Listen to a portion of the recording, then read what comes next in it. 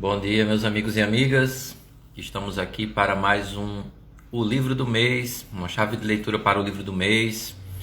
E neste sábado do mês de julho, o livro escolhido para ser apresentado é Como as Democracias Morrem. Esse livro é de 2018, é um livro muito interessante, um livro que vale a pena ser acompanhado. E nós teremos a presença do professor Maurício, nosso parceiro nesse projeto, esperando aqui só que ele mande aquele sinal. E enquanto isso eu vou colocando aqui, deixando aqui porque quem vai chegando depois vai tomando conhecimento do que a gente está tratando aqui. Uma chave de leitura para o livro do mês. E o livro Como as Democracias Morrem. Como as Democracias Morrem. Publica o comentário, clica nele e fixa. Pronto. E aqui agora, professor Maurício. Bom dia, Rosane. Deixa eu ver quem já está por aqui com a gente. Isso, bom dia, Rosane. Seja bem-vinda. E agora aqui chegou o professor Maurício. Bom dia, professor. Bom Tudo dia, bem? Dalmo. Tudo caminhando. Estamos aí na luta. Essa semana foi um pouco de... Quase não conseguiu combinar nada sobre o dia de hoje, mas aí finalmente deu certo. Espero que esteja tudo bem aí com o senhor, com a sua família, Tá. tudo bem encaminhado. Embora num período como esse que a gente viva, a gente precise dizer sempre que está bem na medida do possível, né? Verdade. Porque não tem como ser indiferente a tudo que vem acontecendo, né? Nesse momento histórico nosso. Então, professor Maurício, o nosso livro, Como as Democracias Morrem, e já tem um desafio, né? Porque falar sobre a democracia, quando a gente fala de democracia, a gente tem ela quase como absoluta, né? Assim, a democracia, a defesa da democracia. A gente sempre parte desse pressuposto de algo a ser defendido e a gente corre o risco de cair numa pequena cilada, né? Que é a de acreditar que a democracia por si só já esteja acabada, né? Assim, precisa ser defendida porque ela já está concluída, acabada. E quando os autores apresentam como as democracias morrem, eu acho que a primeira delimitação que a gente precisa fazer é, caso ela não seja aperfeiçoada, parece que ela se desintegra a partir de dentro, né? Parece que é essa a chave de leitura apresentada pelos autores. Então, meu bom dia para o senhor, bom dia para quem chegou por aqui. Como diz o Chico Science, para quem vai chegar também, né? E eu lhe entrego a palavra nessa manhã de sábado. Bom dia mais uma vez ao amigo Dalmo, àqueles que estão aqui nos acompanhando. Palmério, Gabriel, meu tio, estou vendo que está por aqui.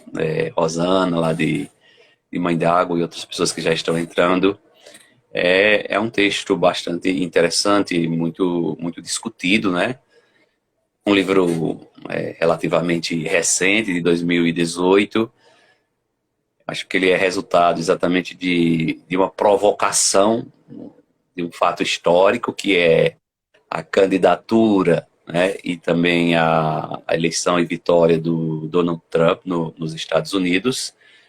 E a partir, né, dessa realidade, os autores, que são dois professores lá da Universidade de Harvard, né, o Steven Levitsky e o Daniel Ziblatt, eles tentam fazer a leitura, né, como é possível chegar à situação que nós chegamos, em que a democracia está ameaçada, e no caso assim, mais específico da democracia dos Estados Unidos, né, tida por muitos analistas, cientistas, políticos, como a maior democracia do mundo, aquela mais consolidada, né? E, portanto, algo que parecia intocável, eles começam a perceber a vulnerabilidade, a fragilidade e o risco, né, até do desmoronamento da democracia.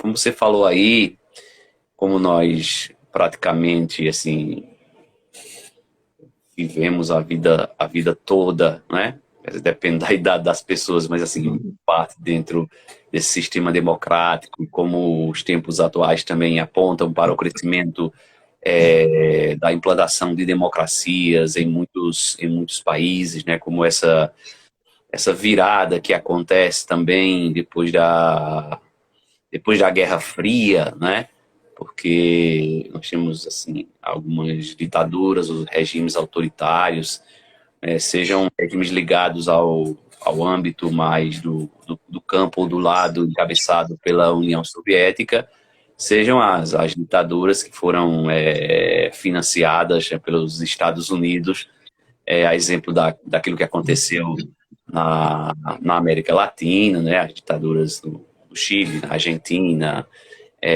no Brasil. Mas se a gente olhar historicamente, o regime, a forma de governo democrática, ela ocupa pouco espaço de tempo dentro da história política, né? Porque se tem uma experiência democrática ali na Grécia, mais especificamente em Atenas, né? Na cidade-estado de Atenas, que é o grande modelo assim, de democracia antiga, democracia direta, mas depois da queda, né? Digamos assim, da Grécia, ou daquele período clássico em que nós vamos ter a subida de Alexandre Magno, né, o grande, ao poder.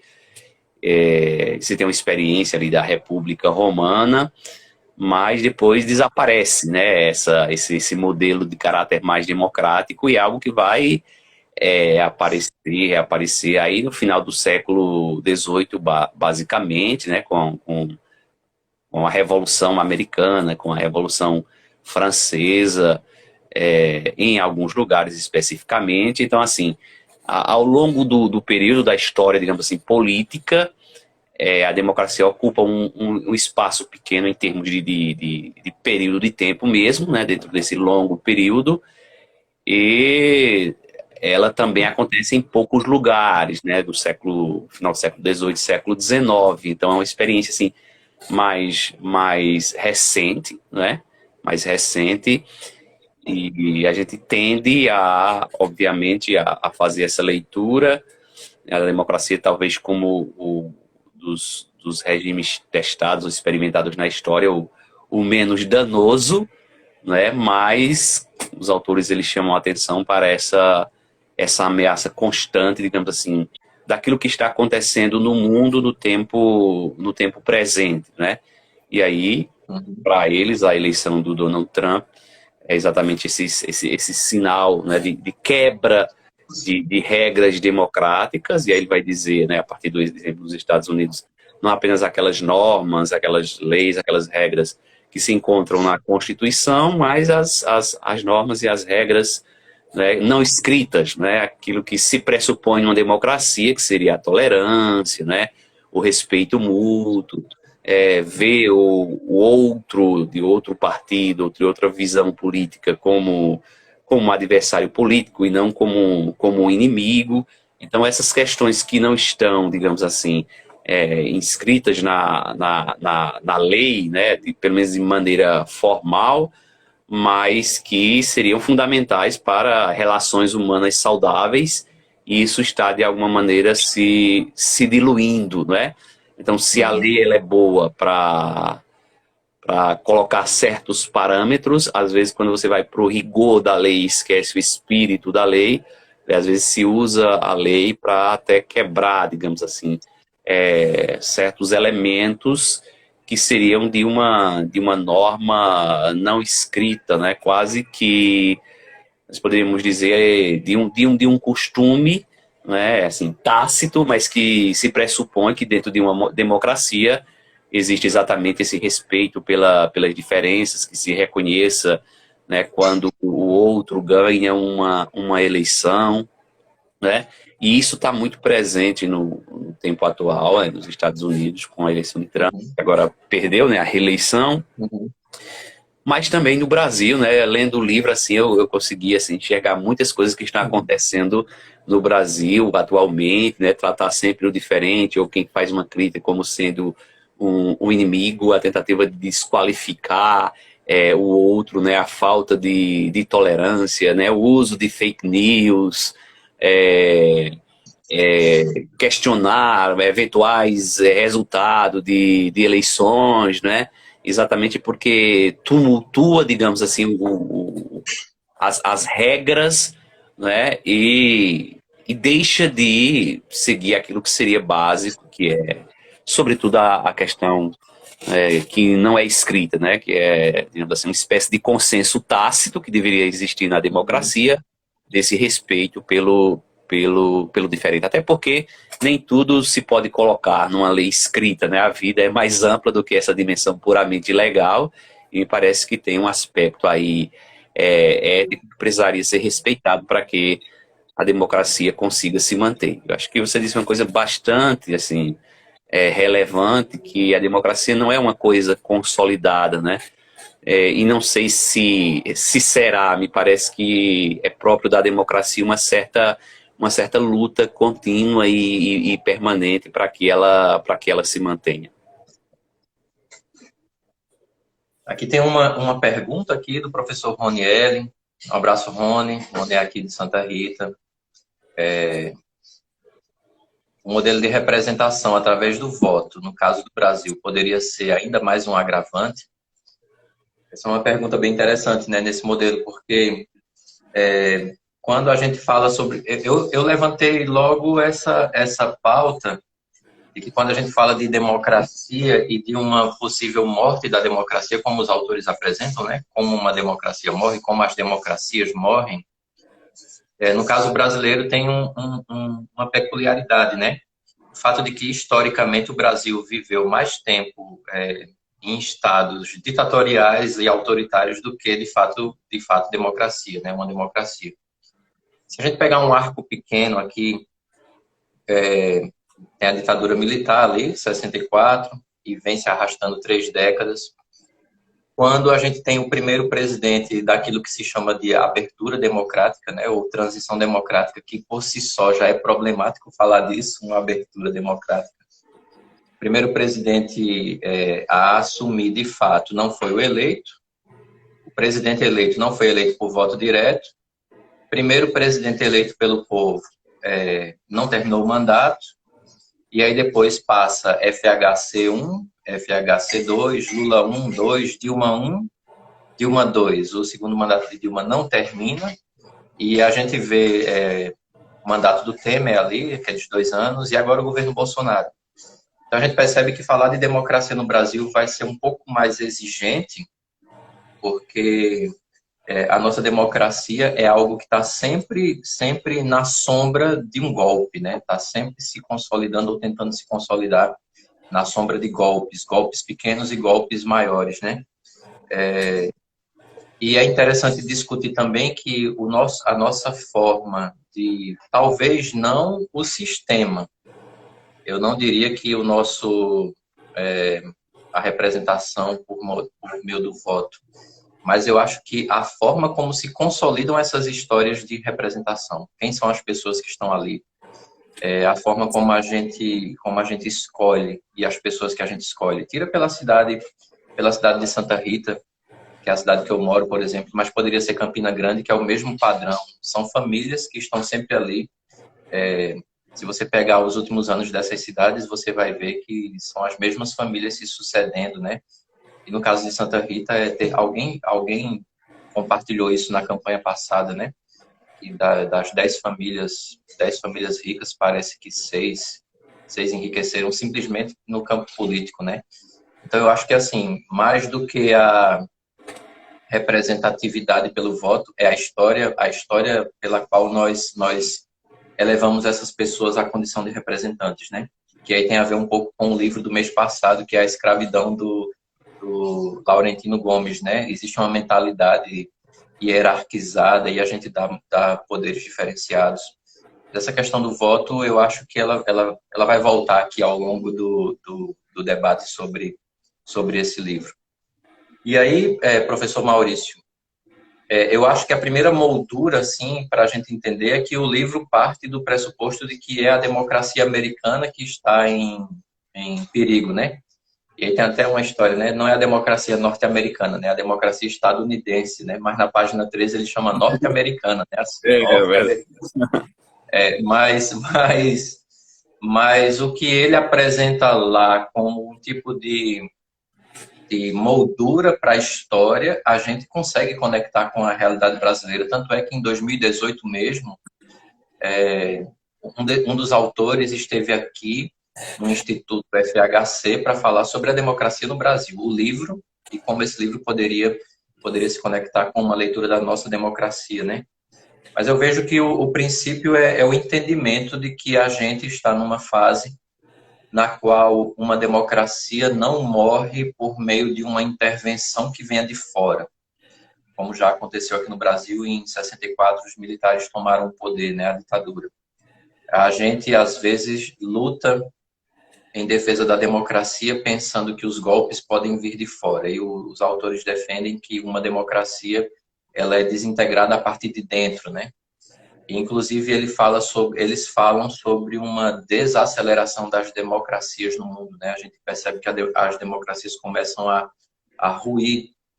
E aí ele apresenta como modelos já consolidados, né? A Alemanha de Hitler, a Itália de Mussolini, mas fala do Peru de Fujimori e fala da Venezuela, né? Ele faz essas menções. O que é que tem em comum? Inclusive ele usa o Chaves, né? O que é que tem em comum entre Chaves e outras pessoas que estão aqui apresentadas? Ele vai dizer que o que tem em comum é que eles vêm de fora, né? Tem essa imagem de que é alguém que vem de fora. E essa ideia de alguém que vem de fora é justamente a partir de uma desmoralização daquilo que está em vigor. Então, precisaria alguém de fora para salvar, né? Então, tem um princípio de que a política, como a gente conhece, é sempre corrupta, é sempre suja, então precisa alguém vir de fora. E aí se conecta com o caso Brasil, né? Porque esse discurso foi o discurso de Trump, foi o discurso de Bolsonaro, e é o discurso que a gente vê nas nossas cidades também, e é o discurso de desintegração mesmo da democracia. Eu queria entregar a palavra ao professor Maurício, mas assim, trazendo um fato aqui que também mostra como a democracia brasileira é uma coisa a ser examinada com mais cautela, né? Se você percebe, nessa última semana tem um debate aí que envolve o general Braga Neto, né? O general Braga Neto aí com essas cabeças de militares incorrigíveis, né? É impressionante como esse povo se fecha num posicionamento e não tem como recuar. Mas é interessante perceber que na reação que aparece, eu não sei se alguém aqui que está acompanhando faz também essa leitura, ou o próprio professor Maurício, mas no enfrentamento ao Braga Neto e a posição considerada antidemocrática ou de tentativa de supressão de democracia, caso as eleições não tenham voto impresso e tal, quem sai fortalecido é o Centrão. E aí é interessante, né? Porque, assim, enfrenta uma bancada militar que tem ali no governo, mas fortalece o Centrão, que é, de fato, uma das coisas mais sujas da velha política brasileira, né? Então, veja como a democracia no nosso caso, precisa de um aprimoramento. Você acreditar que esse enfrentamento da posição de um general que é ministro, que já é estranho, mas você acreditar que o enfrentamento disso é o fortalecimento de uma das alas mais conservadoras e atrasadas da política brasileira. Então, veja que por trás do que está se chamando aqui de defesa democrática, aparece o fortalecimento de um grupo de privilegiados que nunca pensou o bem coletivo, né? Pensa só como diz o Gessé Souza, solidariedade no privilégio apenas. Então, veja que o caso brasileiro requer um pouco mais de atenção, né? Então, eu passo a palavra ao professor Maurício. Tentando relacionar a questão do livro com essas questões mais nossas, da nossa política, eles colocam, os autores, exatamente essa questão do que eles chamam de outsiders, né? Aqueles que vêm de fora da política, não teriam uma carreira no mundo da política. Aí eu uso o exemplo do Trump, do Chaves e de tantos outros, né? Eles usam esse exemplo.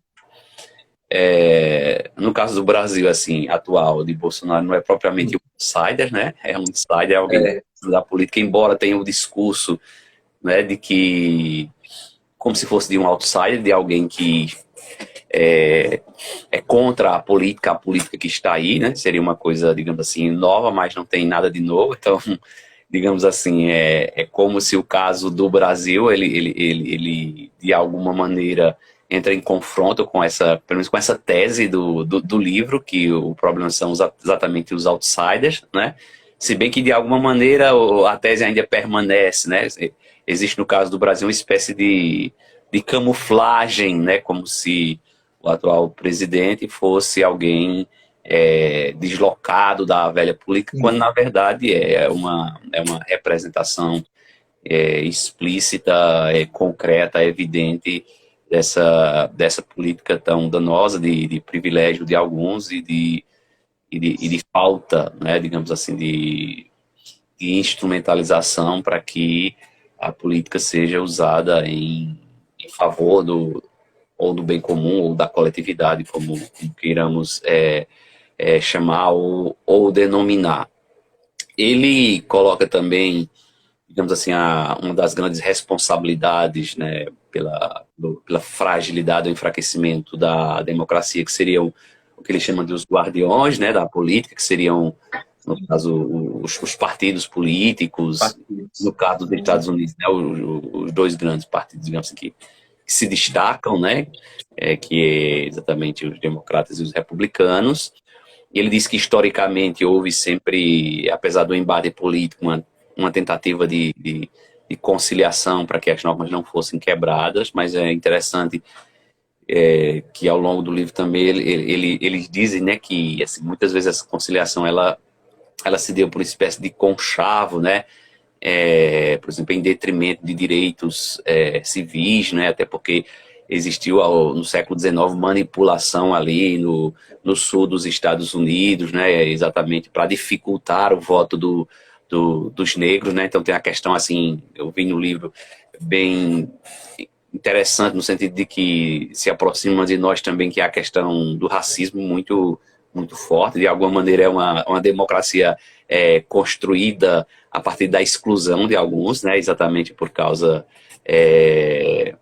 da supremacia branca, digamos assim, nos Estados Unidos. A gente vai vendo também os furos, né, a vulnerabilidade daquilo que se chama a maior democracia, né, a Constituição Democrática mais antiga, mas como a preço de quê, né? Tudo isso. E quando nós chegamos no caso do Brasil, e aí eu acho que a pergunta, nem lembro o nome foi o professor que colocou, né, que é daí de Santa Rita, sobre a questão do voto e da representação. Há também um problema, né, dessa questão da representatividade. O próprio Rousseau, que é um filósofo que nasceu em Genebra, na Suíça, mas vai depois para a França, né, é um dos iluministas, vai influenciar inclusive com o pensamento da Revolução Francesa, mas ele fazia inclusive uma crítica, né, à chamada representatividade, né, porque ele dizia que as vontades não podem ser representadas, né. E aí, claro que é bem complexo a gente pensar numa democracia direta no mundo atual, né, com a complexidade das cidades, com o tamanho diferente, por exemplo, da Grécia, mas ele dizia desse problema da representatividade, porque nós não podemos delegar a nossa vontade a outra pessoa. Nós podemos até delegar alguns pontos de uma agenda, né, algumas temáticas, mas a vontade não, né? Por isso que ele ia defender aquela ideia da vontade geral. De alguma maneira, existe uma leitura, uma tendência, a gente escuta isso inclusive nos comentários em época de eleições, não é? A vincular muito a democracia à questão do direito de votar, o direito de escolha, né, o da liberdade de escolha. E aí eu acho que, de alguma maneira, no caso do Brasil, isso passa uma espécie de verniz, né, sobre a ideia de democracia, né? Porque não é o fato de eu ir até a cabine e votar que significa dizer que o voto é livre, né? Porque tem todos os condicionamentos anteriores, a gente sabe da prática política, né, das nossas cidades, grandes e pequenas também. Na cidade pequena a gente vê muito isso, assim, de forma muito direta, a questão de compra de voto, né, de coação, de ameaça, né, de tirar o emprego de alguém que está lá vinculado à prefeitura, né, se a família não votar em determinado político. Então, tudo isso aí é uma ameaça, né, flagrante contra a democracia, mas nos comentários a gente diz, ó, foi uma festa da democracia, porque nós tivemos, né, toda a eleição em que as pessoas foram às urnas para escolher os seus, né, sem levar em conta que tem toda uma máquina por trás, né, a máquina econômica, a máquina burocrática, né, do Estado, do município, da nação, né, do Estado como nação também.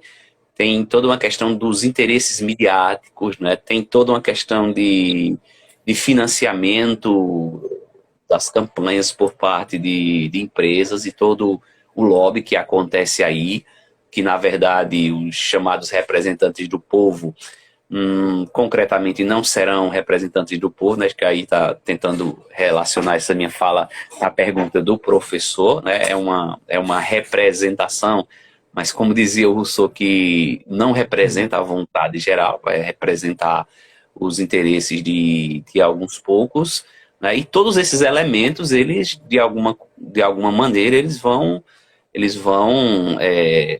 diminuindo, tirando a força da democracia, porque a ideia que se passa é que foi uma escolha livre, né? Escolha livre e democrática, quando na verdade a gente sabe que tem todo esse jogo de bastidores, tem todo esse jogo do interesse, tem toda uma manipulação, né?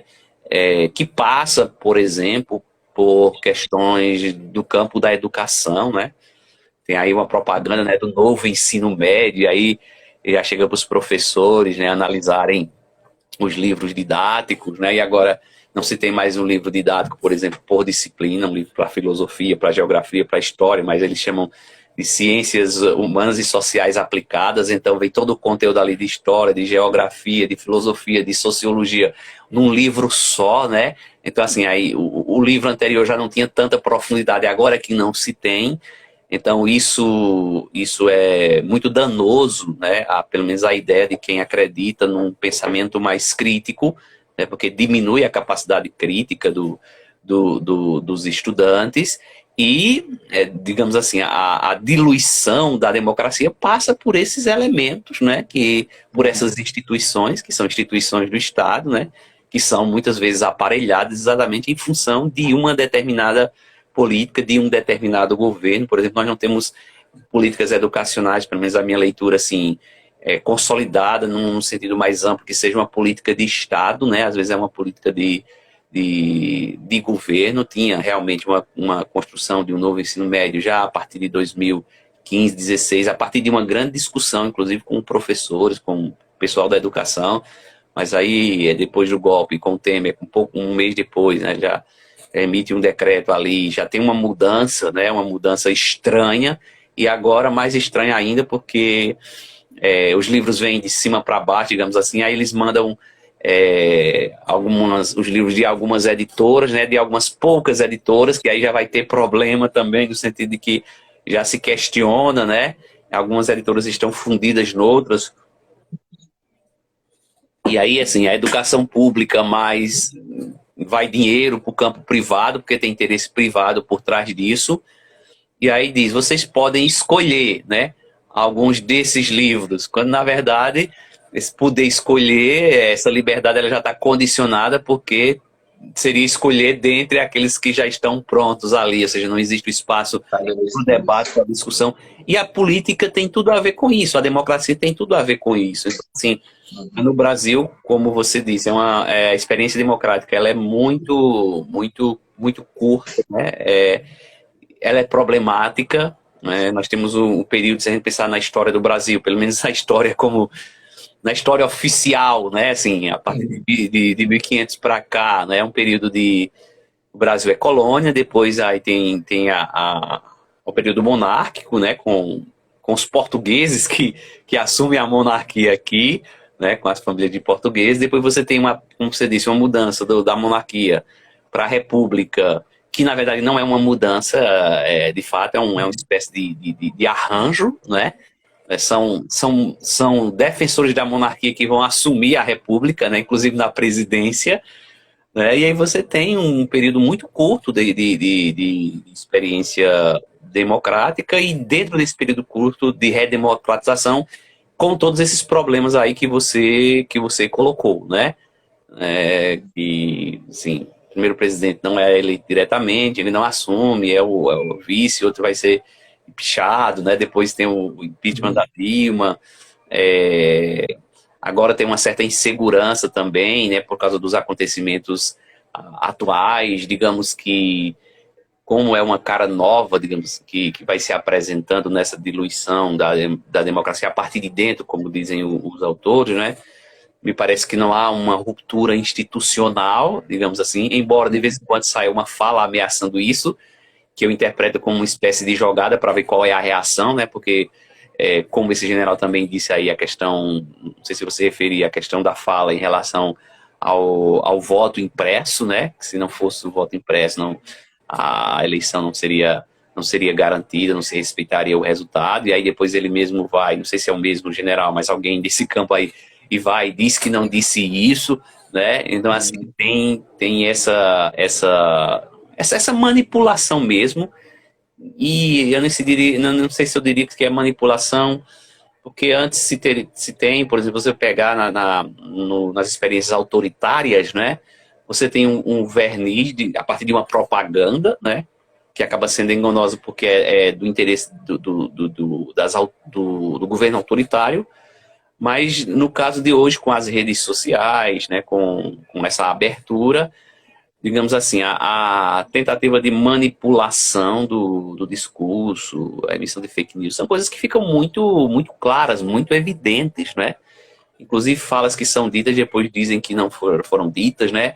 Agora tem a questão do presidente, tem uns vídeos aí do filho do presidente, acho que é do Eduardo Bolsonaro, com uma crítica ao Centrão. Nós estamos em 2019, eu quero saber se vocês vão ceder ao Centrão ano que vem, né? E agora o presidente diz que nasceu no Centrão e sempre foi Centrão, né? Exatamente essa jogada aí, que na verdade não é mais uma tentativa de encobrir o discurso, a coisa é muito explícita, né? E mesmo assim há um grupo considerável que simplesmente balança a cabeça nesse sentido e que vai minando realmente a democracia, porque o jogo vai sendo desrespeitado quando não nas regras, ainda quando as instituições funcionam, pelo menos minimamente, né? Mas aquela coisa do respeito e da ética que deveriam ser, que são essenciais, segundo os autores deste livro, né? Para uma democracia saudável, que é a tolerância, que é o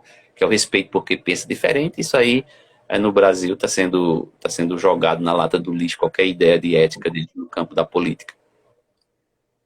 Isso.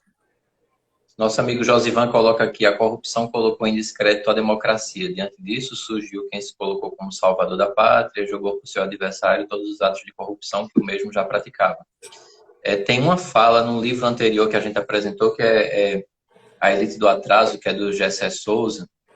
E o Gessé Souza faz ele tenta desconectar essa imagem. Ele vai dizer, na verdade, que a elite do atraso quer que a gente acredite nessa ideia, né, de que o grande problema seja a corrupção.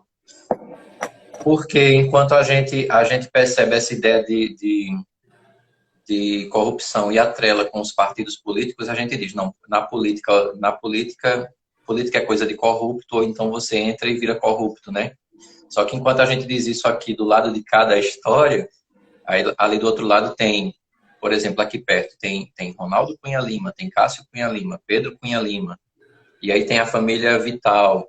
E você percebe o seguinte, essa imagem de que existe um núcleo pleno de corrupção faz com que o poder sempre gire em torno desses mesmos personagens, né? O cara vai envelhecendo, puxa o filho, ou então puxa a esposa, como é o caso do veneziano, por exemplo, que é ele e a Ana Cláudia, que é esposa dele. Então veja que essas conexões familiares é o que o Gessé Souza já nos alertava, né? E aí tem eu estou trazendo o Gessé Souza porque se a gente atrela a ideia de corrupção com a ideia de democracia, a gente sabota a democracia, que é justamente o que essa elite propõe, né? Porque enquanto a gente sabota, eles vão permanecendo ali sempre essa mesma estrutura de poder. E aqui falando de partido político, como o senhor já falou, a outra pergunta aqui, como as democracias amadurecem. Eu ia falar basicamente sobre isso porque no próprio primeiro capítulo, quando eles falam dos guardiões da democracia, eles colocam ali os critérios que deveriam ser seguidos pelos partidos. E aí a gente percebe como nossa construção de entendimento partidário é pobre, né? É pobre por quê? Porque se o cara fez da política um modo de vida, vai passando de um familiar para outro, ele não conhece a realidade de fato. Então, os interesses dele não são os interesses de quem está na rua, por exemplo, são outros formatos de interesse. E aí, como os partidos políticos deveriam assumir esse papel, o amadurecimento de uma democracia dependeria basicamente desse começo de impedir, então, que sabotadores assumissem o poder, né? E aí a gente olha, o primeiro ponto que eles apresentam é os autoritários deveriam estar fora de chapas eleitorais. Esse é o primeiro ponto. Naquele ano de 2016, do impeachment da Dilma, e aqui para além de qualquer adesão partidária, mas simplesmente em nome da democracia, aquele discurso do Bolsonaro lá na hora do seu voto, aquele discurso deveria ter acabado com a prisão dele ali. Então veja que a exaltação de alguém que tem um histórico de violência e que faz parte de uma estrutura antidemocrática, então ele deveria ter saído preso dali. E aí tem uma outra coisa, né? O primeiro passo seria esse. Caberia aos partidos, então, impedir a chegada dos autoritários às chapas, né? Mas aí a gente percebe que naquele tempo ali, um pouquinho depois da saída da Dilma, o que acontece é outra coisa. Os partidos disputam o Bolsonaro, né? Eles querem o Bolsonaro ali. Por quê? Porque o que está em jogo é uma estrutura de poder. E aí, de certa maneira, a gente volta para a representatividade que o professor Rony já trouxe aqui muito bem, o professor Maurício já falou.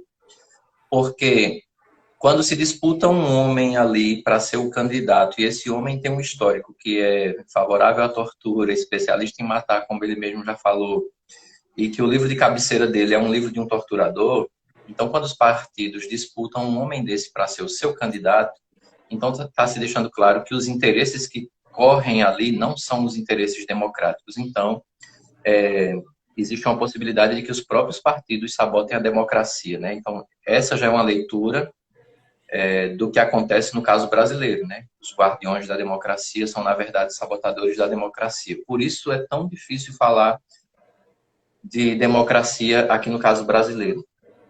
É preciso um pouco de cuidado quando se fala. Eu sugiro até o Philippe Demier, né, que é um historiador, ele é jovem, assim, é recente, vamos dizer assim, tem uma sequência de livros interessantes sobre democracia, inclusive um livro chamado A Democracia Blindada, né? Porque a gente fala de democracia sem discutir democracia, segundo ele. É bem interessante que a gente faça isso.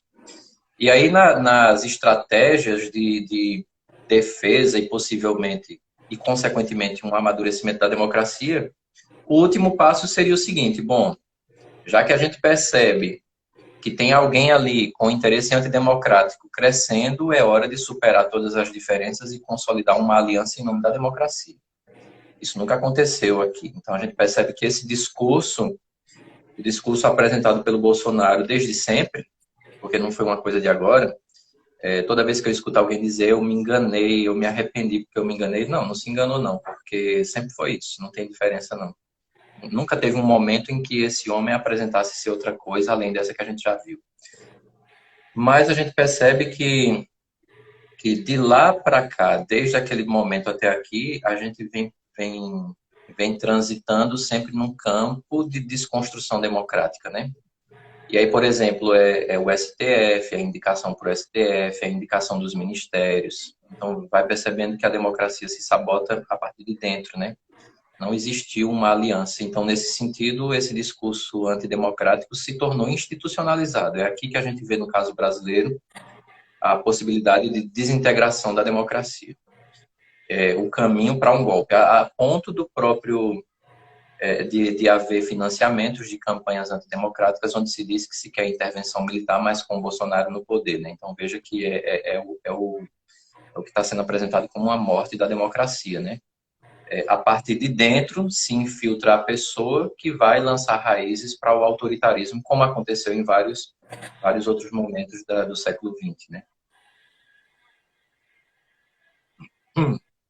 E aí, eu queria destacar que, embora os autores falem, tomando como referência a democracia americana, pelo menos enquanto padrão, tudo que está sendo dito ali cabe no cenário brasileiro, porque a gente vai percebendo assim, um dos aspectos dessa desconstrução é justamente a rejeição às regras do jogo, né? Então, se você pegar só esse ponto, você vê onde a gente está transitando hoje. O debate recente é voto impresso porque o voto na urna eletrônica é corrupto. É engraçado porque a família Bolsonaro inteira, nos últimos 28 anos, contando com ele, né? 30 anos, na verdade, contando com ele, passa por esse processo de eleição, nunca se questionou nada disso, né? Aí agora que se percebe isso, justamente no momento de derretimento da imagem falsa que foi erguida, né? Porque nunca foi alguém de fora, sempre foi da mais velha e suja política mesmo.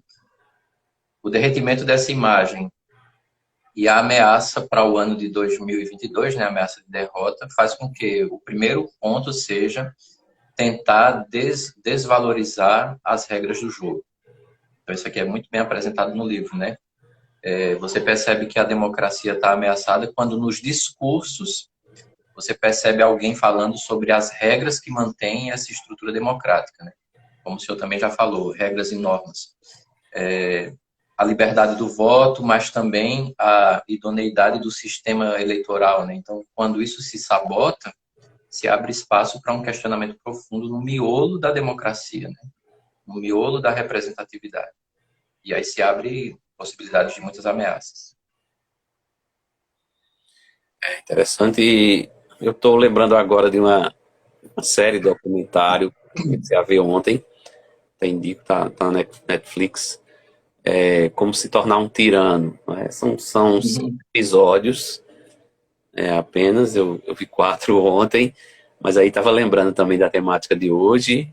Né? E aí os que eu vi falava exatamente da questão lá na Alemanha de Hitler, também do Saddam Hussein, do Stalin, e de um presidente autoritário lá de Uganda, na África, né? De 71 a 79, não lembro exatamente o nome dele agora. Enfim, mas falar exatamente como, e aí no caso, né, do Hitler, realmente um outsider, né, digamos assim, né, em relação à política, mas como as circunstâncias, digamos assim, vão favorecendo, né, como esses que são autoritários ou potenciais autoritários, como os autores chamam, né, como eles vão interpretando também o que está acontecendo no campo da economia, né, sobretudo os tempos de crise, eles são muito bons para os autoritários, né, porque eles conseguem, assim, com um jogo de cintura, né, perceber a situação e vão criando outras situações, né? Então, discursos, né, que são discursos apelativos, né, que passa-se uma imagem de que quem está no poder é alguém muito próximo do povo, né, que se veste como povo, que se alimenta como povo. A gente lembra de algumas imagens aqui no caso do Brasil, né?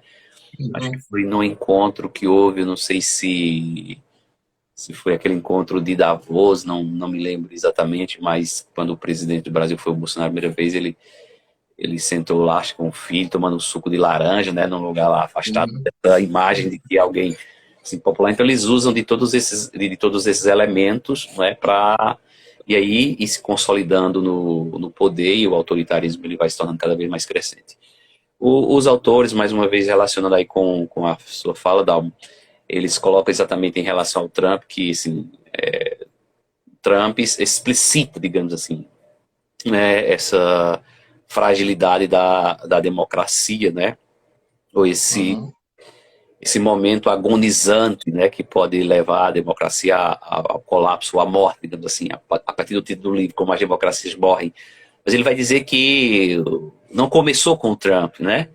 Ele vai dizer exatamente desses problemas, por causa da questão dos partidos políticos, dos guardiões, né? E aí já no final dos anos, nos anos 1990, já se tem esse problema na relação de republicanos com democratas. Depois vai falar da eleição do Obama, né, que os republicanos questionam, dizem que ele não vai assumir, né, o discurso se radicaliza, se deixa de respeitar as regras, né, as regras, sobretudo aquelas não escritas, né, eles, por exemplo, coisa que se diz até que não está explícito na lei, mas que tem um costume, digamos assim, ao longo da democracia Uhum. americana, né, que é exatamente alguém,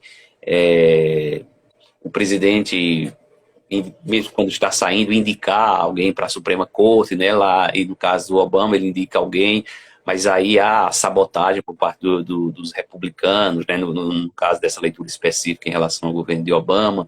E aí eles vão procurar alguma coisa da vida dele, né? E vão dizer que ele não nasceu nos Estados Unidos, não é americano, é anti-americano, Uhum. ele é muçulmano, que não é cristão, né? E é interessante que me parece que se usa ao usar o discurso diz assim, ele não é cristão, né? Para tentar, embora ele seja, né? Mas me parece que o fato de não ser cristão, ser muçulmano, aí já, para mim, já tem um problema muito grande para a democracia, né? Porque se é democracia, Uhum. e se é a maior democracia do mundo, deveria existir exatamente essa abertura, né? Mas aí no caso do Brasil também a gente pode dizer exatamente a mesma coisa, e você já apontou para isso aí, né? Para o discurso do Bolsonaro lá, quando no voto do impeachment, né? Quando ele dedica o voto, né? Ao coronel Brilhante Ustra, como você disse, é um torturador, foi um torturador conhecido da ditadura militar, né? Inclusive o presidente, na época o deputado, disse que vai dedicar, né, o voto a ele. Ele dizia que ele foi o terror, né? Foi o terror de Dilma Rousseff, né? E aí ele aplaudido, digamos assim, por muitas pessoas que estão assistindo e que balançam a cabeça para esse tipo de discurso. Se existisse de fato uma democracia consolidada, o respeito às regras democráticas, como você diz, ali por uma questão, uma comissão de ética, ele já deveria ser expulso, né? Perdeu o mandato, Uhum. assim, e deveria ter um processo ali, e deveria haver, inclusive, um impedimento, aí como, ao invés de se impedir, né, você coloca uma coisa aí mais grave, é uma disputa, né, para que ele seja o nome de determinada legenda por causa do potencial, né, para se chegar à presidência da República. Então, me parece exatamente com isso, né, e com outros fatos até anteriores que inclusive já aconteceu na eleição de 2014, né, quando o Aécio Neves disse que não reconhece o resultado da eleição, que não vão deixar a Dilma governar, né, bem parecido com o que os Uhum. autores dizem aqui em relação aos republicanos quando da vitória do democrata Barack Obama lá nos Estados Unidos, né, vão lutar com unhas e dentes para que não se tenha governabilidade.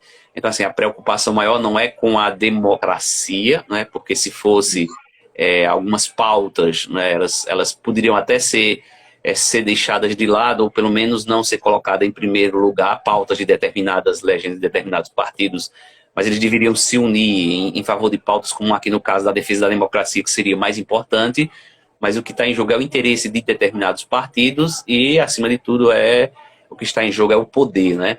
Eu penso, estava lendo o livro e refletindo, Dalmo, que, assim, apesar de haver assim, bastante reflexão, mas às vezes eu ainda sinto falta de que nessas discussões, inclusive sobre democracia, sobre sistema de poder, uma reflexão mais contundente sobre o conceito de poder, né? Porque me parece que é Uhum. a categoria que acaba sendo central, seja qual for o regime, né?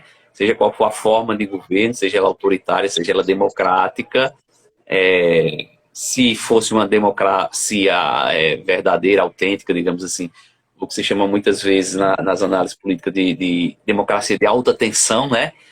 E Uhum. alguns autores dizem que a democracia do Brasil é uma democracia de baixa tensão ou de baixíssima tensão, né? Porque a democracia de alta tensão é exatamente aquela em que a democracia ela não se resume às eleições, né? Como a gente Uhum. procurou dizer agora há pouco, mas é uma democracia que ela vai se dando e vai se construindo, digamos assim, quase que numa pauta cotidiana, né, com a presença de uma representatividade verdadeira, né, do campo popular, do campo das minorias, e quando na verdade a representação, a gente sabe, está muito ligada ao lobby, a questão do interesse das empresas, né? Basta ver o escândalo agora da questão da vacina, né? E nem é questão só de representante, né, do legislativo, Uhum. falando do executivo, né? Tá falando dos ministérios aí, de funcionários ligados a esses ministérios, no caso da saúde, né? Mais grave ainda,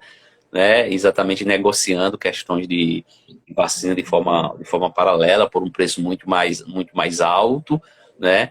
E esse tipo de coisa vai alimentando esse tipo de política suja, né? E aí, como você disse que o Gessé de Souza chama bastante atenção, né, a questão da corrupção, não é que para ele também a corrupção não seja um problema, mas não é o maior dos problemas. Sim. O problema é que se associa a corrupção apenas à questão política, né, e a questão da corrupção do Estado, quando ele diz que existe uma corrupção muito maior por trás, né, que é a Muito maior. corrupção do mercado, né, do sistema, inclusive essas questões do Estado, digamos assim, são questões de funcionários ou de ministérios, mas eles estão sempre vinculados, pode olhar, a uma empresa privada, né? Basta Isso. lembrar essa questão, não falei de corrupção, mas falar dessa questão da educação, da questão dos livros, né? Tem umas determinadas editoras, né? E às vezes até processo de licitação, eles não são tão claros assim, né? Às vezes se tem documentos que saem com urgência, porque não dá para fazer esse processo licitatório. E aí a gente sabe que em todos esses casos, o interesse privado ele está por trás, né?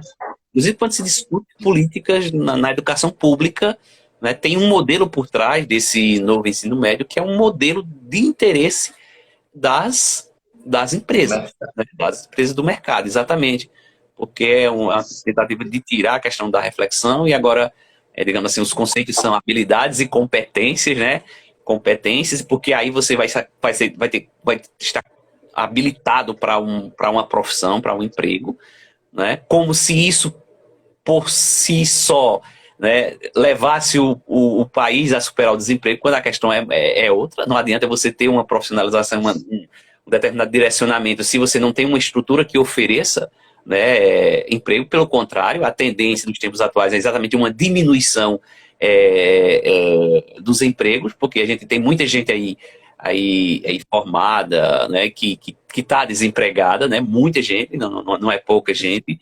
Então, assim, às vezes o foco fica num determinado ponto da agenda, determinada agenda, quando na verdade essa discussão, que deveria ser uma discussão de caráter mais sistêmico, né, de ver realmente essa questão de como o mercado age e se infiltra nas questões assim, de interesse político, elas são deixadas de lado. São as chamadas cortinas de fumaça, né, que se tem, sobretudo, hoje, muito, né, para se desviar um pouco o assunto, quando se tem outros assuntos, outras questões mais urgentes, né, que deveriam ser pensadas, né, no Brasil, por exemplo, o caso das queimadas, o caso do desmatamento, né, nessa questão mesmo aí que você coloca, né, desse discurso, né, que se a eleição pode ser fraudada, né, é uma coisa que chega a ser insana, né, que chega a ser insana, você discutir um tipo de coisa dessas no ano 2021, quando nós já tivemos uma experiência de votação na urna eletrônica durante já um bom tempo e ninguém reclamou, tudo tem funcionado. Lá nos Estados Unidos é o voto impresso, né? E aí o Donald Trump disse que não aceitava o resultado das eleições. Aqui no Brasil está se dizendo que se não for impresso não se aceita o resultado. Enfim, a gente sabe que é uma coisa que acaba sendo insana, mas não é uma insanidade de um sujeito isolado, é uma insanidade de uma boa parte da população, né? Na verdade, é um projeto, né? Porque assim, quando você critica nos Estados Unidos, você critica o voto impresso e no Brasil você critica o voto na urna eletrônica, a questão é o questionamento sobre o sistema, né? A ideia é essa, é abrir a possibilidade de não aceitação do resultado de uma eleição. É aqui que reside, na leitura que eu faço, o grande problema. Porque seja impresso ou seja eletrônico, a ideia é eu não vou aceitar, mudando de referência, seja Estados Unidos ou Brasil, a ideia é eu não aceito o resultado dessa eleição. Está E aí é o a primeiro ponto democracia, né? Na verdade, o processo democrático, né? E não a forma de como justamente. dar o voto. Mas é o mesmo pessoal que quando esse governo começou, que é típico de um governo autoritário, quando o governo começou e a gente criticava, a gente escutava assim, você tem que respeitar o voto da maioria. É. Como se o fato de o candidato que eu escolhi ter sido derrotado na urna me eximisse da responsabilidade de ser oposição. Não, a oposição faz parte também da democracia. Desde que seja tudo dentro do campo, respeitando, como o senhor fala bem, as leis que conduzem esse processo. E aí, o Josivan apresentou aqui uma questão, né, a inocência do Lula, mas se a inocentar o Lula seria uma forma de frear o Bolsonaro. Na verdade, o Lula não foi inocentado, não, né? O que aconteceu foi que o juiz lá, o Sérgio Moro, não tinha autoridade para promover o julgamento. Então, o que está em jogo aqui não é que o processo acaba, o processo vai para onde deveria ter ido. Então, aqui é interessante também a gente desvincular essa leitura, porque senão a gente tem uma outra forma de interferência na democracia, né? O judiciário que interfere na democracia. É um negócio meio assim, criou o monstro e agora precisa de outra coisa para enfrentar o monstro que criou. Não, então a gente tem que desvincular essa leitura de uma possível judicialização da democracia, né? Não é que o Lula foi inocentado, é que o processo vai para onde deveria ter sido realizado sempre. Mas por trás desse discurso, não é o caso do Josivan, mas esse discurso termina sendo também uma das margens, porque é uma forma de desautorizar uma oposição. Porque, inclusive, o livro apresenta, né? A primeira linha é, eu vou desmoralizar o sistema eleitoral. A segunda linha é, eu vou tirar a legitimidade do opositor, a legitimidade do adversário. E no Brasil isso não acontece de agora, não, porque eu lembro que naquela eleição, eu era pequeno, mas faz muito tempo, aquela eleição lá, Lula contra Collor, a conversa que tinha era que se Lula ganhasse, os comunistas iam tomar as casas da gente e tudo, e a gente ia virar escravo e tal. Então veja que essa desmoralização de um candidato de possível oposição faz parte dessa estrutura autoritária. É como se fosse assim, eu desmoralizo a pessoa para que ela não tenha autonomia eleitoral, né? E no caso, por exemplo, a Manuela Dávila, que foi vice-candidata do Haddad, é uma das pessoas, eu acho que é uma das pessoas que mais sofrem nesse campo de uma tentativa de desmoralização, né? Mês passado ela estava contando que alguém tirou uma foto da filha dela, Laura, se eu não me engano é Laura o nome da menina, uma menininha que eu acho que tem 7, 6 anos por aí. Alguém tirou uma foto dela saindo da escola e essa foto estava circulando no que se chama de internet profunda, né? E aí ela começou, a Manuela, a receber ameaças de sequestro, de estupro da menina. Então veja que isso aparece no livro como negação da legitimidade dos adversários políticos. Eu desmoralizo aquela pessoa que vai ser uma oposição a mim na campanha. Por exemplo, fotos que foram fake news, né? Apresentaram o Haddad com um pênis na mão, né, assim, um vibrador. Então veja que essa tentativa de desmoralização, porque evoca um imaginário religioso e desmoraliza qualquer forma de oposição dentro do campo democrático. Isso aconteceu com o Lula contra Collor, aconteceu com o Lula contra a FHC, aconteceu com a Dilma, aconteceu com a Haddad, acontece com a Manuela Dávila, então veja, e com outras pessoas, né? Eu estou citando ela porque é um caso que me chamou mais atenção por isso. Então, veja, a negação da legitimidade de alguém que vai disputar. Então, pronto. É aquela história, né? Que você é comunista. Como comunista, você é ateu. Então, você é ateu, você é inimigo da família. Então, começa um processo de desintegração da pessoa. E aí, um outro ponto que a gente vê nesse governo aí, que é uma demonstração da sua indiferença à própria democracia, além desses que a gente falou, é justamente a tolerância à violência, né? A celebração da violência.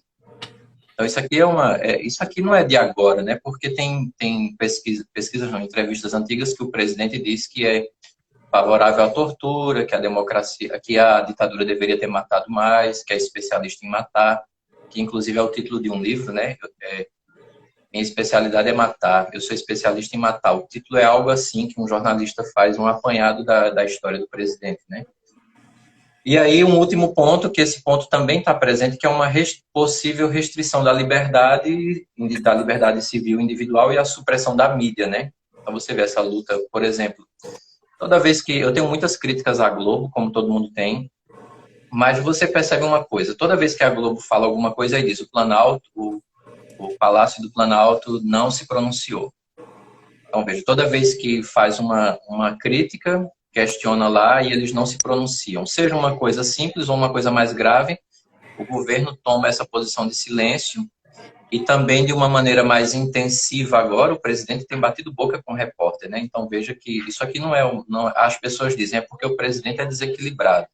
Isso aqui eu não duvido, mas faz parte também de um jogo de supressão da democracia, que a gente via isso no período da ditadura militar, né? Basta fazer uma pesquisa na internet que você encontra tudo isso. Então, a gente percebe que, de um modo geral, quando esse livro fala sobre os esquemas de entendimento sobre um governo que possivelmente vai atentar contra a democracia, no caso Trump, que é o caso específico apresentado, valeu, e no caso brasileiro, vale. No caso do Trump, se realiza uma coisa que eles já denunciam, que é justamente aquela cena no Capitólio, né? Aquele episódio trágico no Capitólio. Mas também, aqui no Brasil, é algo que pode acontecer caso não se aceite o resultado das eleições. Então, veja que o que aconteceu lá é algo que a gente pode ver acontecer aqui, né? Inclusive incitado pelo próprio presidente. Então, esse é um ponto que nos chama a atenção e que deve chamar a atenção de qualquer pessoa, seja de direita ou de esquerda, que defenda e que deseje viver ainda num sistema democrático. E só para entregar a palavra ao professor Maurício, aí, aliás, antes eu quero comentar que a Laís Sobreira, né, falou aqui em cima, ela falou a mesma coisa que eu falei, né, que o Bolsonaro deveria ter saído preso daquele. Eu concordo, deveria sim. E tem aqui a professora Laís Regina, tendemos a subestimar o projeto, chamando de louco ou desequilibrado. Pois é, justamente isso, acredito dessa mesma forma, inclusive no livro, na página 71, tem quase isso que você está falando aqui, Laís. Diz assim que a crença equivocada, deve-se tomar cuidado com a crença equivocada de que uma figura autoritária, seja ela quem for, pode ser controlada ou domesticada, né? Não pode. Tudo que está sendo falado, tudo que está sendo feito é algo de caso pensado, é consciente e deve ser levado a sério, né? Por mais absurdo que você ache que seja, e que eu acho que seja, mas quando a gente diz assim, eu sempre, quando alguém diz Bolsonaro é louco, eu acho que é uma ofensa a quem de fato tem algum problema de saúde mental. É uma ofensa que a gente está fazendo quando diz que Bolsonaro é louco. Não, ele é consciente e nitidamente tem um projeto antidemocrático, né? Então deve ser levado a sério, como você está nos alertando aqui. Inclusive, dizer isso é quase que uma tentativa de inocentá-lo daquilo que ele está fazendo, né? E acaba sendo um desvio também. Eu acho que, como o intuito da nossa live é discutir essas questões também, e também favorecer ou estimular, né, a leitura do livro, comunicação, e vamos colocar aí alguns elementos a partir dessa última fala, que de alguma maneira achei que foi um resumo bem interessante assim, do livro, né? Essa questão que os autores colocam, que uma das primeiras atitudes, eles usam o exemplo de um jogo, né, de futebol, é você capturar o árbitro, né? Você capturar o árbitro ou comprar o árbitro, né? Exatamente para se dar essa manipulação, digamos assim, ali dentro do campo, digamos assim. Então, aparentemente, você está dentro, né, das regras ou daquele espaço democrático, mas eu acho que isso revela bem a ideia dessa democracia que vai se deteriorando por dentro, né? Então, o árbitro está ali dentro do campo, então a primeira coisa do autoritário é capturar o árbitro, né? Então, uma outra tentativa é exatamente denegrir a imagem. Eita, essa palavra denegrir não é tão boa, não. Mas desvalorizar a imagem do adversário, do outro time ou do outro partido, obviamente, é uma metáfora no sentido de apontá-los como inimigos, não só inimigos seu, mas como inimigos da pátria, né? Como inimigos da nação, como traidores, né? Como inimigos da fé, né? Da religião. Daí esse discurso dos autoritários é impressionante. Em quase todos você percebe esse discurso, né? Colocando sempre o nome de Deus, né? Isso muito presente no Trump, está muito presente no Brasil. Acho que acaba desmoralizando um pouco, não muito, a imagem da religião, né? E não só porque tem esse discurso, mas porque boa parte, né, de pessoas ligadas ao mundo da religião aderem a esse tipo de discurso, né? É, em nome da defesa da família, né?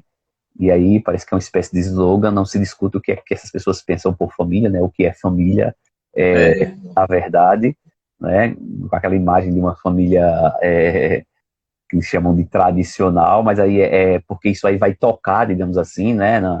Na emoção de alguns, como você disse. Então, assim, é descaracterizar o adversário como se ele fosse um inimigo, e não só como se fosse inimigo, como se ele fosse um traidor, né? Acima de tudo. Uma outra coisa é, é a relação com aqueles que estão próximos, né, de você. Parece que tem uma proximidade, que você precisa de pessoas de confiança, ao mesmo tempo tem uma desconfiança contínua, porque se tem um medo da traição, e lembrando aí do documentário que fiz menção, né, Como se tornar um tirano. Aí se diz lá que esses autoritários tiranos, eles são extremamente narcisistas, né? E aí, relacionando a essa questão que alguém colocou, acho que foi a professora também,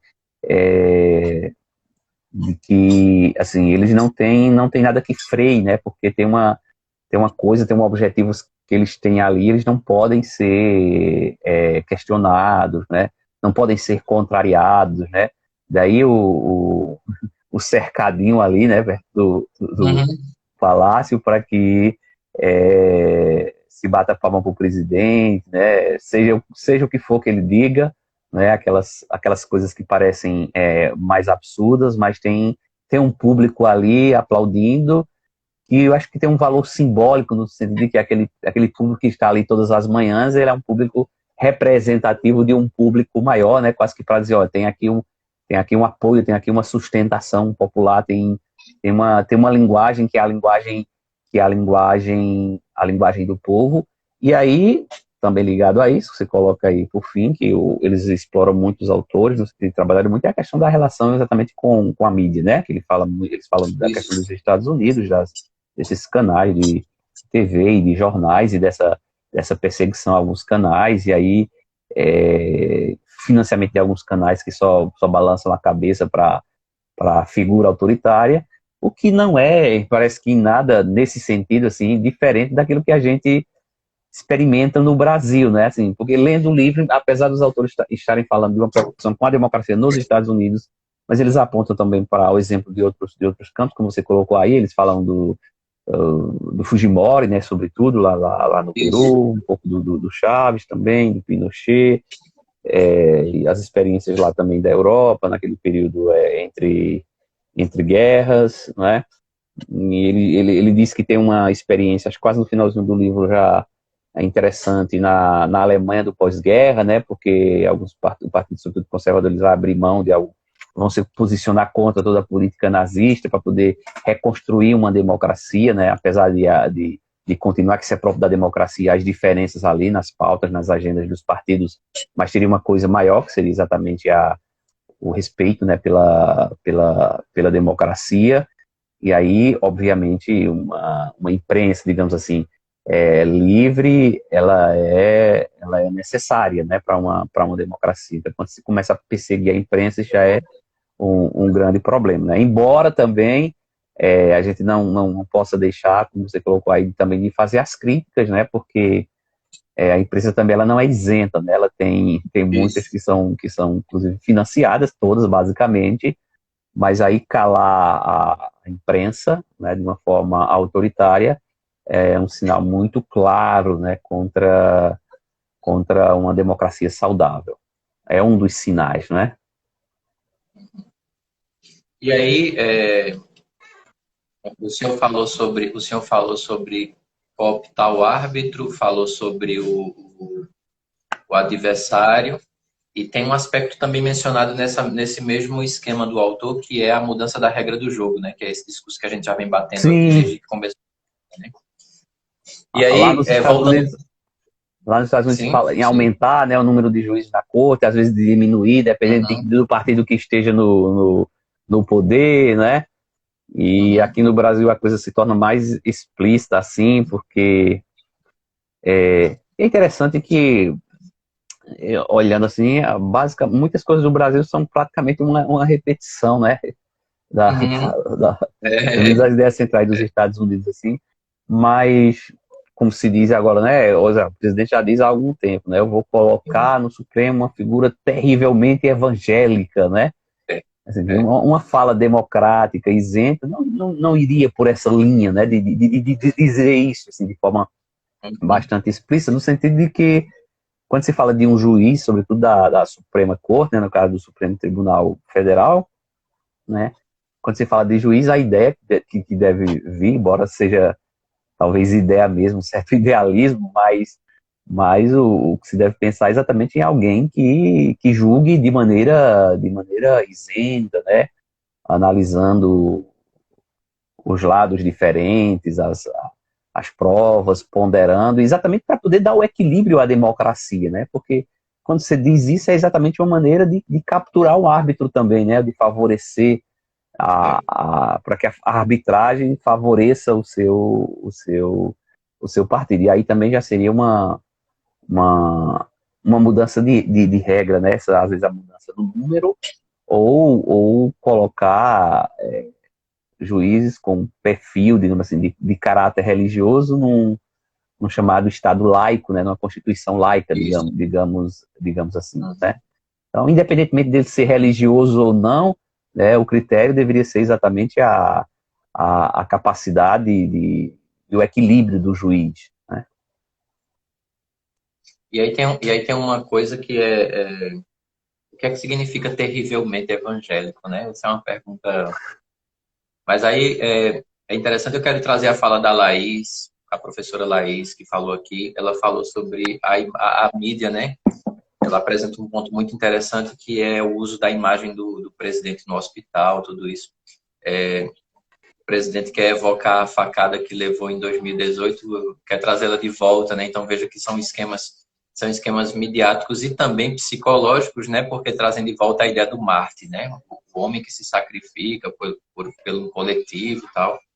É a ideia mais simples, né? Que a gente vê, simplista, que a gente vê nesse esquema político autoritário, né? É o herói e Marte, né? Resgatar a imagem do Salvador, como o senhor fala. Agora eu trago também elementos religiosos, porque a gente tem que destacar também que,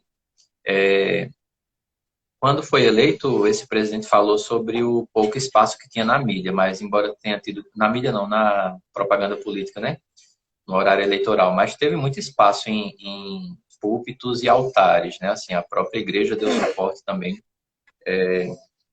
para esse perfil. E aí, no caso brasileiro, a gente não vai destacar isso, mas é bom sempre mencionar que é essa relação entre religião e poder, né, como a gente já trouxe naquele livro, é a dialética da colonização, né? Esse aspecto aí vai presente. Por que que eu estou destacando isso? Porque no livro fala que a democracia, a morte de uma democracia não é algo repentino, de uma hora para outra, ela vai sendo construída. E aí tem o Plínio Sampaio, e o Dermerval Saviani, eles têm uma posição bem interessante que eu particularmente assumo para mim essa posição. No caso da democracia brasileira, o problema para nós, para essa geração agora, a nossa e a que vem depois, é que a gente nunca passou a limpo o que significa abertura democrática. A gente fala de abertura democrática, mas a democracia veio com todos os vícios da ditadura, né? Então não muda muita coisa. Então, a ponto de você ver o crescimento de militares militares que se candidatam e que se tornam deputados, inclusive que se tornou presidente, que é o caso do atual presidente aí. Mas veja que essa dificuldade em lidar com o passado faz com que a nossa democracia seja sempre ameaçada, né?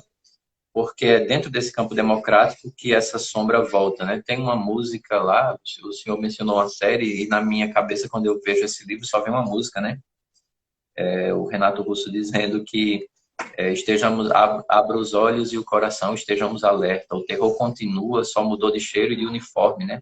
Ele está falando sobre a ditadura militar e diz isso em 96, né? Porque é um disco que saiu em 97, ali é o disco póstumo. Uhum. 97 o cara estava dizendo um negócio desse, mas por que? Aí alguém diz, é porque é um visionário.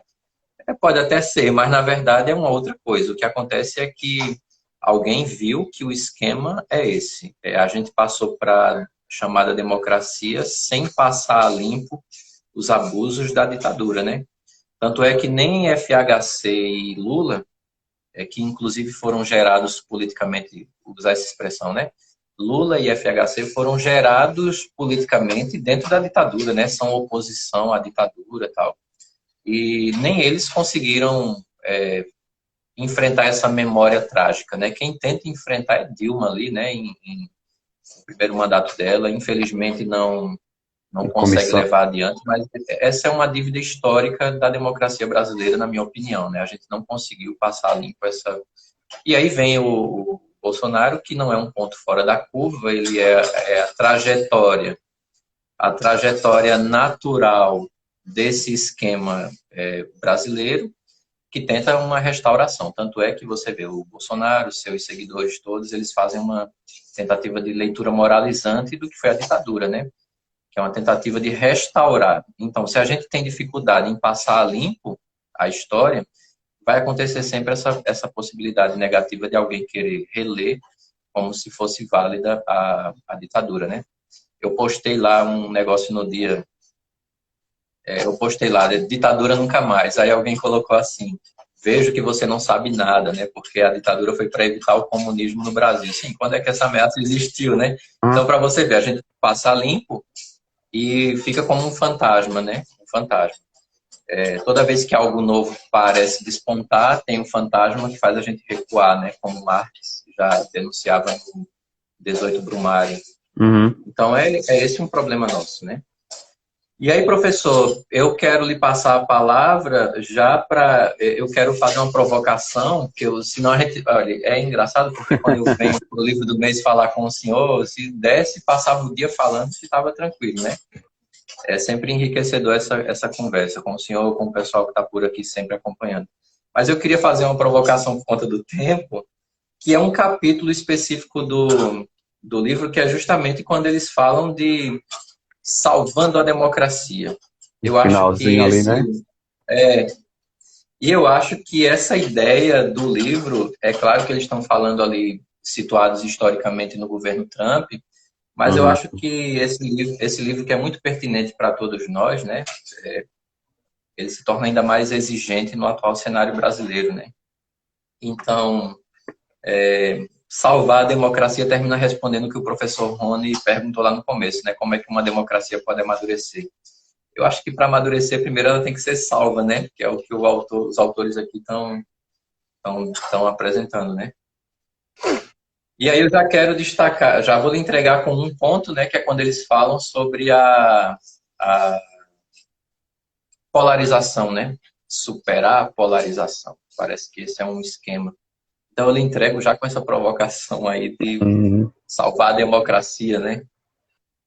É interessante que, assim, talvez esse título desse último capítulo seja exatamente uma tentativa de uma palavra de esperança, digamos assim, né? Esse salvando a democracia, em paralelo, em comparação, digamos assim, com o título do livro, né? Como as democracias morrem, né? E aí ele nessa parte que ele coloca o exemplo daquilo que aconteceu na Alemanha, que a Alemanha conseguiu fazer isso, né? E aí ele vai falar da questão do Partido Conservador, né? E aí eles conseguem, por exemplo, tinha um certo embate entre protestantes e católicos, que até é histórico na Alemanha, eles conseguem fazer com que esses grupos conversem, né? Inclusive, vão colocar essa questão da leitura histórica da época recente, digamos assim, da Alemanha, né? Que é assim, logo depois da Segunda Guerra Mundial, que é um posicionamento muito claro contra o nazismo, né? Isso da parte dos chamados conservadores, né? E acho assim, importante o que você disse aí para a nossa leitura, e citou o Renato Russo, né? Alguém disse que é um visionário, mas é alguém que é capaz de ler o tempo presente, né? Eu acho que a gente precisa ir também um pouco o passado recente, e acho que isso é o que acontece na Alemanha a partir do exemplo dos autores, né? Nós não fizemos isso no Brasil, né? Não teve um posicionamento, né, assim, muito claro, né, contra tudo o que aconteceu. Não existem processos, né, contra os que explicitamente cometeram torturas, né, que mataram, né? Há uma certa tentativa de conciliação, né? Muitos dos que estavam ligados à ditadura, que compunham ali o poder político, vão continuar no Congresso, né? Então, nós não temos essa ruptura, nós temos uma espécie de continuidade, né? Pelo menos dos atores protagonistas, digamos assim, né? Dessa mudança e dessa transformação. Então, assim, a partir do que os autores dizem, uma esperança, né, de salvar a democracia, me parece que assim adentra num campo que parece tão natural e normal, que seria aquele campo da ética, do respeito. E aí eles vão dizer que os políticos, né, eles falando dos partidos lá, eles têm uma grande responsabilidade, eles precisariam abrir mão, né, de certos interesses ou privilégios mais particulares e exatamente colocarem como ponto de pauta comum, né, a questão da democracia, a questão do tema do desemprego, por exemplo, que deveria ser interesse de qualquer partido, né? A questão da economia. Então, assim, essas pautas que seriam pautas comuns, deveriam ser pautas comuns, né, a qualquer governo democrático, quando, na verdade, o governo autoritário, para ele é bom o tempo de crise, porque é uma maneira até mais fácil de manipular, porque você consegue mexer mais facilmente com a questão das emoções. Eu acho que no Brasil talvez a questão seja mais complexa ainda, de se salvar a democracia, porque quando os autores falam de salvar a democracia nos Estados Unidos é porque já se pressupõe a ideia de uma democracia consolidada, ou que foi consolidada e que está sendo ameaçada. No Brasil não houve essa consolidação, então me parece já um pouco complicado, né, salvar uma coisa que estaria, digamos assim, perdendo força, quando na verdade nunca foi uma democracia tão forte, né? Aquilo que o Lenin é que falava isso, né? De democracia alta tensão, né? De alta tensão. E era exatamente esse envolvimento político cotidiano, né? Das pautas, digamos assim, que, como se fala hoje, exigidas pela população, ou que são necessidades urgentes da população, né? Acho que a questão do emprego, ela é premente, ela é fundamental, ela está na pauta aí. E aí, no Brasil tem um fator complicado, né? Porque, mais uma vez, por exemplo, a gente fala de relação de poderes, a questão, por exemplo, se a gente for olhar para a figura representativa, né, do presidente, levando em conta a pergunta inicial do professor, do presidente, por exemplo, da Câmara dos Deputados, né? A gente vê ali o próprio histórico, a gente vê a própria vinculação, né, a gente vê, por exemplo, a atitude de mais, não sei quantos são pedidos de impeachment agora, mas há pouco tempo eram mais de 180, deve ser bem mais agora, né? Teve um hiper pedido, digamos assim, e ele quase que debocha na fala, né? porque a gente sabe ali que tem um conluio de interesse, e de alguma forma também o executivo fica preso, aprisionado aos interesses. Não é por acaso que o presidente vem dizer que desde sempre foi do Centrão, então ele está nas mãos do Centrão, digamos assim, que vai dar esse contrapeso aí nas eleições. Mas eu penso que, assim, como nós temos uma história curta de democracia e do processo de redemocratização, e como não é uma democracia de alta tensão, né, porque muitas questões não foram passadas a limpos, o fantasma está muito mais presente do que a gente imagina ainda, né, do fantasma da ditadura, e quando se fala do fantasma da ditadura é o fantasma da violência, é o fantasma da tortura, é o fantasma da ameaça, é o fantasma da censura, não é? A gente vê quase que cotidianamente aí nos canais de televisão a questão do abuso, né, da polícia, né, como força representativa, da repressão do Estado. A gente viu agora, não sei onde foi, mas de um advogado, né, que foi agredido ali, o pessoal filmando, e o pai do advogado desesperado, e uma senhora ali de 70 anos pedindo que eles não fizessem aquilo, ele sufocando o rapaz. Quer dizer, ontem eu já vi uma outra coisa em relação a um vereador, né, que estava fazendo uma crítica a Bolsonaro, e alguém foi agredi-lo, né, e ele, quando alguém foi agredido, deu um chute nele, né, empurrou, e ele estava com aqueles fones, né, não sei se é megafone que chama, e aí quando o cara foi atingi-lo no rosto, ele fez o movimento e bateu no cara, o cara ficou agressivo. Bom, enfim, chamou a guarda municipal, o rapaz foi explicar o que foi que aconteceu, mas aconteceu exatamente o contrário. O cara que estava provocando saiu como vítima, o cara lá foi sufocado, que estava fazendo o protesto, né? E você vê as imagens dos guardas municipais todos colocando a mão assim na pistola, na arma, assim, uma coisa extremamente ameaçadora. E isso é o que você diz aí, é um fantasma que está muito presente, né? Um fantasma que está muito vivo. Então a nossa democracia não é uma coisa que se consolidou em um evento, digamos assim, esporádico, a ameaça, digamos assim, como nos Estados Unidos de alguma maneira, né? Embora Trump não seja só Trump, tem uma história que ele vai dizer de uns 25 anos. Mas dentro da história da democracia americana é quase como se fosse uma coisa meio esporádica. No Brasil não é uma questão esporádica, nós podemos dizer que é algo que perpassa todo esse processo de redemocratização, né? A ponto de aqueles que foram gestados como oposição no período da ditadura não enfrentarem essa questão, né? E a presidenta Dilma, que vai enfrentar, né, com a criação da Comissão da Verdade, é algo que vai ser muito criticado e que vai ser tirada do poder, né? Exatamente porque tem, talvez, essa postura mais firme nesse sentido. Então, acho que a questão para o Brasil, e acho que isso é interessante, né? Porque o livro fala dos Estados Unidos, a gente pode relacionar, mas tem a peculiaridade de cada situação, de cada local. Acho que no Brasil ainda é mais complicada porque não tem uma consolidação da democracia para que ela possa ser salva. Me parece que ela está sempre agonizando, né? Talvez a questão seria de como ela sair dessa situação. Obviamente, assim, não se tem resposta pronta, depende muito dos acontecimentos históricos, né? Se bem que eu acredito também que a história não é algo que caminha sem a participação dos agentes históricos. Eu acho que existem muitos grupos de resistência, né, no campo da educação, no campo da política.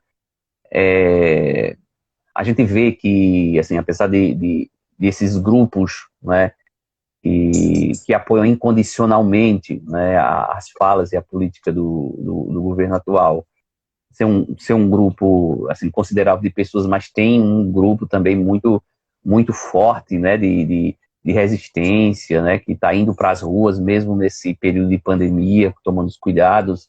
Hoje, dia 24, acho que era um dia também dessas manifestações. Então, eu acho que vivemos ainda no espaço democrático, e a gente espera que essas forças de resistência elas possam continuar, né, e que prevaleça exatamente a democracia, para que a gente possa continuar lutando para construí-la de uma forma mais consolidada no Brasil, embora a questão seja bastante complexa, porque também em outros lugares do mundo, né, como eu acho que você colocou logo no início, né, uma espécie de desaceleração desses processos democráticos, né? Se o autor coloca lá de eu acho que coloca de 1980 a 2005, um período de criação de muitas democracias, mas nós vivemos numa época, assim, tanto quanto perigosa, embora se consiga em alguns lugares, né, que ele coloca o exemplo da França, né, do Macron lá, e do candidato, que era até de direita, mas que se distancia, né, esqueci o nome da candidata que concorreu, a Le Pen, com o Macron, né, ele se distancia para apoiar o Macron, exatamente por causa do receio em relação ao autoritarismo, que significa minar de alguma maneira as forças democráticas, né? Então, se esperaria dos políticos bom senso, né? E uma visão que nós não podemos esperar tanto da maioria daqueles que estão no Congresso, mas eu não acredito numa democracia que não passe pelas questões populares, pelas questões das minorias, pelas questões dos movimentos sociais, né? Porque acho que a política ela foi muito, muito capturada historicamente no Brasil, ainda é no Brasil e no mundo, pelo mercado que de alguma forma dita, né, os rumos da política. Mas é isso aí, é uma conversa boa. E aí, basicamente, é uma coisa que a gente já também apontou lá no início, né? Discutir a democracia brasileira, né? Na verdade, nos meus trabalhos eu chamo de semidemocracia brasileira, né? Não é uma democracia ainda, como o senhor fala, né? Não está consolidada. E aí é que está, né? É o pouco, defender o pouco que a gente tem. É basicamente isso. Mas eu vejo que o senhor aponta uma coisa que é muito importante nisso, é perceber que a defesa da democracia não se resume à escolha do candidato, né? Por isso que o professor Ronieri apresentou lá no início a questão da representação em voto, mas, na verdade, essa defesa parte basicamente de movimentos de rua. Não é esperar que o cara que nasceu na política vai defender os interesses de quem está aqui no Alto das Populares, de quem está em Marcos Moura. Não, ele está pensando pronto, é a eleição da prefeito e vereador, né? Os interesses são os interesses do cara e acabou, não tem interesse de coletividade nenhuma. Então, assim, você esperar que alguém que nasceu na política ou que tem esse tipo de engajamento e envolvimento pense o coletivo é entregar a democracia em mãos erradas, né? Então, assim, essa defesa parte dos movimentos de rua, né? Justamente o livro apresenta isso, né? Dizendo assim que se existem estruturas e instituições democráticas, elas devem ser exploradas ao máximo, né? E estar na rua é uma dessas aí. E aí eu quero, antes da gente encerrar, fazer a apresentação de um livrinho aqui. Deixa eu ver aqui como é que eu viro a câmera para ele aparecer direitinho. Deixa eu ver aqui. Pronto, é um autor que eu tenho acompanhado já há algum tempo aqui. É o Felipe Demier, O Ovo da Serpente e a Ameaça Neofascista no Brasil de Bolsonaro. Esse é um livro bem legal e não é um livro muito extenso. É um livro que ele organiza com esses outros dois autores e é um livro composto por pequenos artigos, né? Em cada artigo você tem acesso a uma leitura bem interessante da realidade brasileira, né? Então, é uma leitura que vai valer a pena. E ele defende essa ideia que a gente apresentou aqui, de que ele usa o termo democracia blindada. Está na hora da gente falar de democracia tirando essa blindagem, né? Porque o primeiro ponto, segundo ele, é discutir o que de fato a gente está chamando de democracia, como o professor Maurício também já apresentou aqui. E eu fico muito feliz por esse sábado, mais um livro do mês. E a minha gratidão ao professor Maurício, a todo mundo que passou por aqui. Lembrando que essa live estará disponível nesse Instagram, como todas as outras. Chega aqui falar com o professor Maurício. Ele quer falar com o senhor, professor. Olha aqui, o bonitão. Oi, Zé Arthur. Olá, tá enorme. Olha que sorriso bonito. Cresce rápido, viu? Sim. Isso aí. Então tá aqui, tá 7 meses. 7 meses. Hoje, 7 meses. Deixa eu ver se a Aurora tá por aqui por perto pra eu mostrar também. Celiana, Aurora. Oi, amor, vem cá. Pra tu ver José Arthur e tio Dalmo, como tu tá grande e bonita, né, pai? Pai tá com saudade de tu. Olha aí, Diga que oi. Beleza. Diga, eu vou fazer um ano no mês que vem. Um ano já? Meu bebê, próximo mês. Diga Olha tchau, aí. tchau. Oi, tchau. Oi. Já dá tchauzinho. Cadê Patrícia? Tá vendo Massa. ela?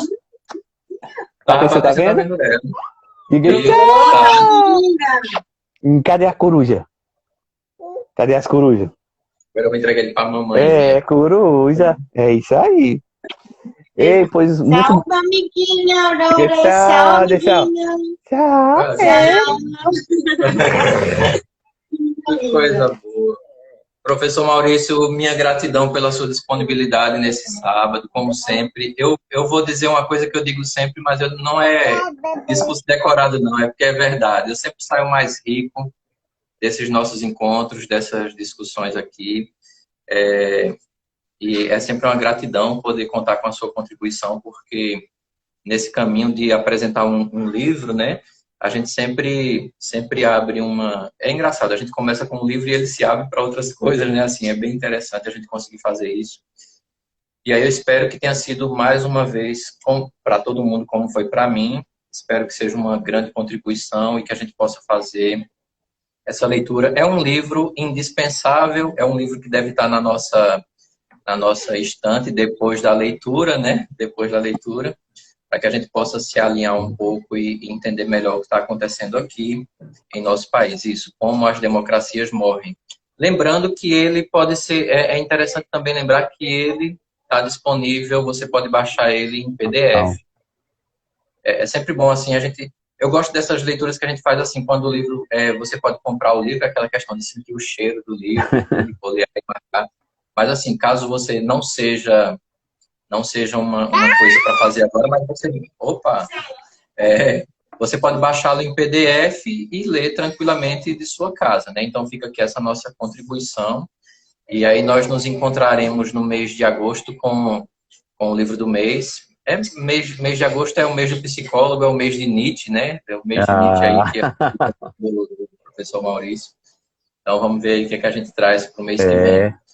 E Lembrando, seu livro sim, já foi lançado, já está aparecendo por aí, já está chegando. o meu livro Porque a gente pode pensar também, né? Não sei se para agosto vai dar, mas para setembro talvez pudesse. Eu acho que um pouquinho mais para frente, porque ele está naquela fase das distribuições, né? Eu ainda nem recebi meus exemplares. Eu estava até pensando, eu estava até pensando porque, pelo menos assim, pela data, o meu sai em agosto, aí a gente podia, não sei se lá para outubro, se já tiver saído realmente, a gente podia fazer uma live com os 2 livros, né, digamos assim, para a gente fazer uma apresentação também. Vai ser uma honra. Você apresenta o meu, apresenta um pouco o seu livro e a gente conversa um pouco, né, sobre isso. Inclusive, lembrando que o prefácio do meu livro foi o professor Maurício que fez, ele fez ali a apresentação da gente. É um livro que está disponível lá na bio desse Instagram, tem um link que você pode ter acesso ao livro. Ele ainda está, como eu não sou um autor famoso, ele ainda está naquela fase que demora a distribuição, né? Porque é por demanda. Então, por enquanto, ele parece que vai chegar no dia 30 desse mês, para quem já o comprou na pré-venda, né? Mas o seu, quando eu for a Campina, eu levarei, porque é uma honra para mim ter o senhor como fonte de inspiração, né? Uma das fontes de inspiração que eu tenho. Eu recomendo muito o livro do professor Dalmo, é um livro muito bom inclusive para ler, numa leitura lenta, para meditar, para refletir, muito bom mesmo. Mas a gente vai ter a oportunidade de conversar sobre esses livros um pouquinho mais para frente, né, professor Dalmo? Isso. E depois a gente conversa sobre o próximo, né? Mas foi muito bom, para mim foi muito bom esse livro, nesse momento também extremamente importante. E hoje a live assim, teve muita gente, né, fazendo perguntas e comentários, foi muito boa mesmo a participação. Isso, muito bom. Forte abraço.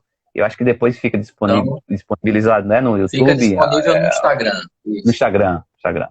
Pois tá bom, um abraço. Lembrando que se você não tiver que sair de casa, se tiver que sair, use álcool e o distanciamento. Não fique em casa aí com a família. Valeu. Tchau. Aurora. Tchau. Como é que tá tchau, tio Dalmo? É assim que dá tchau. Até mais, valeu, abraço. Tchau. Abraço pra Patrícia, pra Zé Arthur.